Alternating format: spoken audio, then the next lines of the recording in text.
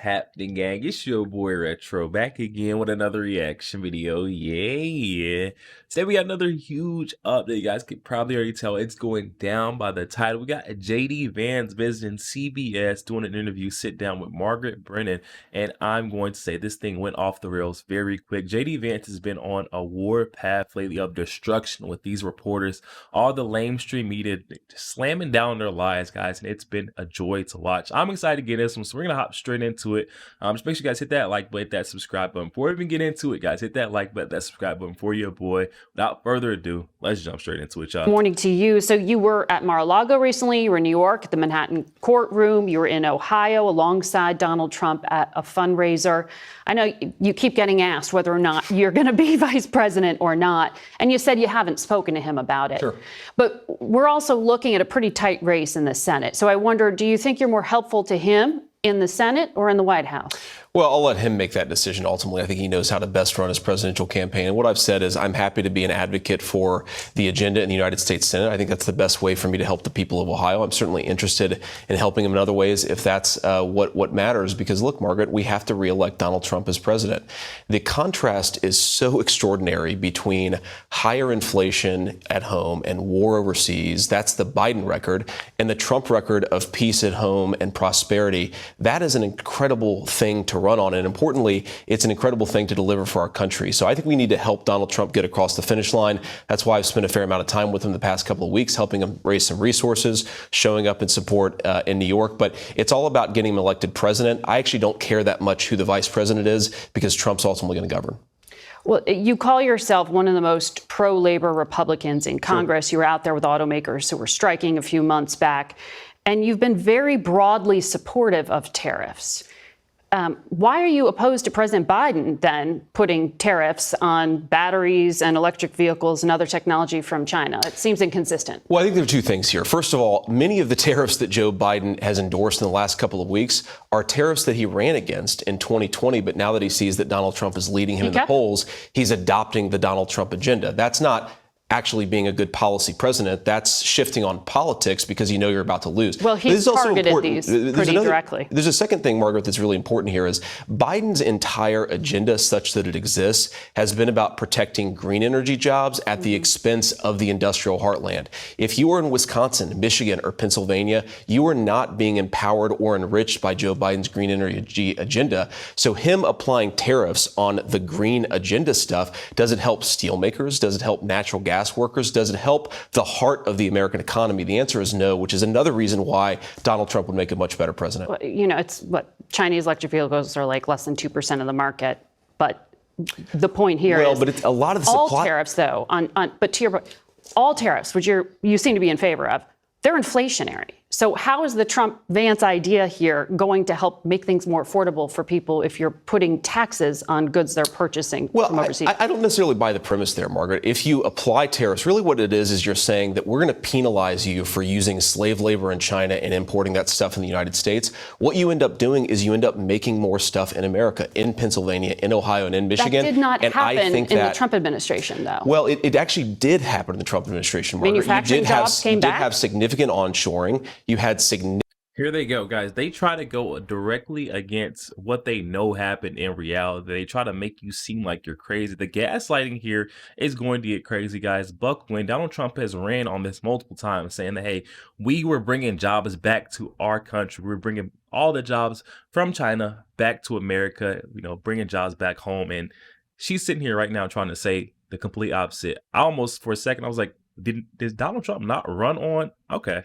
I mean, let's let her talk. Pennsylvania, in Ohio, and in Michigan. That did not happen in the Trump administration, though. Well, it actually did happen in the Trump administration, Margaret. Manufacturing jobs came back. You did have significant onshoring. You had significant increases in people investing in factory construction. But it takes time, Margaret. And that's one of the reasons why I think that we need a second term of President Trump is this stuff is not going to happen overnight. The American heartland wasn't destroyed in 4 years. It's not going to be rebuilt in 4 years. But you really need to double down on this policy policy of bringing good jobs back to the heartland and, more importantly, making stuff in America. We have to be self-reliant as a country. We haven't heard a lot of specifics. I mean, there's been ranges of a 10% to 60% tariffs. Do you know what the plan is? Well, look, I'm not going to speak for Donald Trump, but I certainly agree that we need to apply some broad-based tariffs, especially on goods coming in from China, and not just solar panels and EV stuff. We need to protect American industries from all of the competition. Because here's the thing, Margaret, the reason China beats us, it's not because they have better workers, it's because they're willing to use slaves to make things there. We want American workers to make this stuff at good wages. I want to ask you about some of the things you said about American universities. I know you've been very critical of them. You gave an interview in February. You said the closest conservatives have ever gotten to successfully dealing with the left-wing domination of universities is Viktor Orban's approach in Hungary. I think his way has to be the model for us, not to eliminate universities, but to give the choice between survival or taking a much less biased approach to teaching. He seized control of state universities and put them in foundations that were then run by his allies. Is that what you're advocating be done in the United States? Well, Margaret, what you're seeing in the United States actually is that universities are controlled by left-wing foundations. They're not controlled by the American taxpayer, and yet the American taxpayer is sending hundreds of billions of dollars to these universities every single year. I don't want taxpayers controlling education necessarily. Is that what you're advocating for, federal government? Margaret, what I'm advocating for is for taxpayers to have a say in how their money is spent. Universities are part of a social contract in this country. They educate our children. They produce important intellectual property. They get a lot of money because of it. But if they're not educating our children well and they're layering the next generation down in mountains of student debt, then they're not meeting their end of the bargain. I think it's totally reasonable to say there needs to be a political solution to that problem. Well, America's university is still a There we go. Hey, I'm with JD Vance on that. I'm not with, college being totally free, but definitely we're paying, you see, the average student graduating with 30 to 50,000 in, student loan debt. There definitely could be a change there, especially when you come out and, you're just buried in debt and you're searching for a job and it's, not hitting where it needs to hit, and it makes no sense the way our system is set up. Not saying it needs to be totally free, but definitely needs to be, revamped in a sort. And JD Vance hitting it right where it needs to be hit, on the head, guys. Hold up. It's totally reasonable to say there needs to be a political solution to that problem. Well, America's universities still attract talent from around the world, as you've went to one of America's very top schools. Look, there's still good things about American universities, but it's going in the wrong direction, Margaret. But Viktor Orban in particular, as you know, I mean, he rewrote the Constitution, he neutered the courts, he has tried to control the media.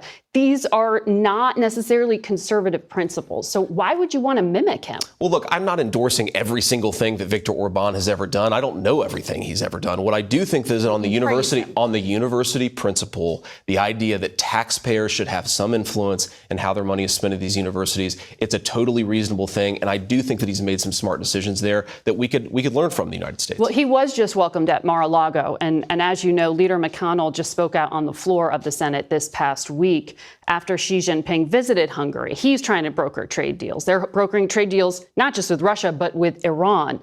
Orban, because of this, McConnell said it should be a red flag for anyone seriously concerned about competition with China.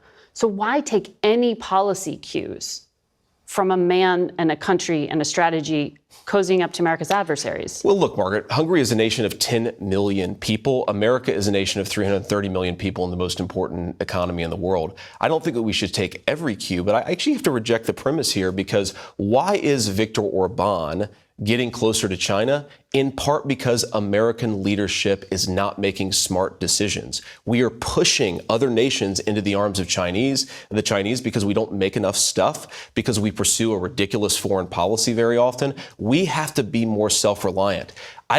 Hey, I've heard that multiple times, guys. People are moving away from America because they're moving towards China. We've built China up so great, and we haven't built ourselves up at home. And that's why they're getting the proposed tariffs to say that, hey, we need to put tariffs on, the imports, everything that's coming in from over there, so that we will start coming back home to manufacture stuff, and we can build ourselves up so that outside can come in and rely more on us instead of relying on China. Like, come on.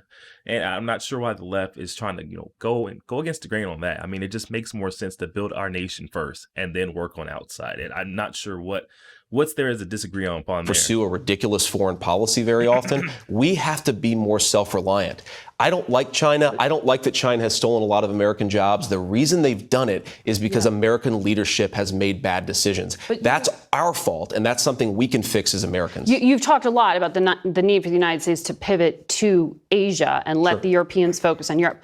But Xi Jinping is focusing on Europe. Why would you cede influence?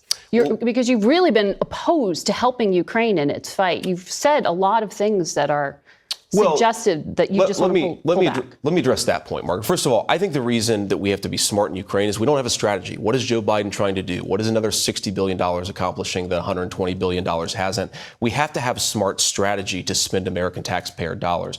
But on this, 80% of it funds the U.S. defense industrial base from on this question, Europe passed. and China and the intertwinement between those two. Look, the reason Europe has become weaker is because they've deindustrialized. And why have they deindustrialized? Because they've pursued a green energy agenda following the lead of the Biden administration, and that necessarily empowers China and Russia. We need to acknowledge that it's our decisions that are making these countries stronger. We need to fix that, not whine at countries that have 10 million people. Or people just like cheap stuff no matter where they live, right?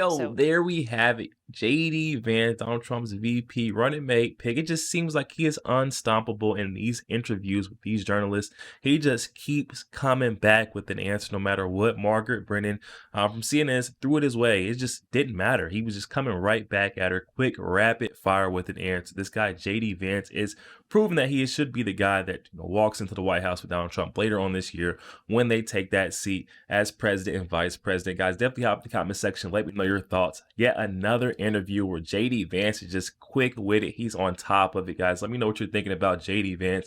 Comment section below. Also, make sure you guys hit that share button. Share us out to as many Facebook friends as possible, guys. Share the truth. Also, make sure you guys hit that like button, hit that subscribe button if you guys enjoy more content like this. I'll catch you guys on the next one. We got it.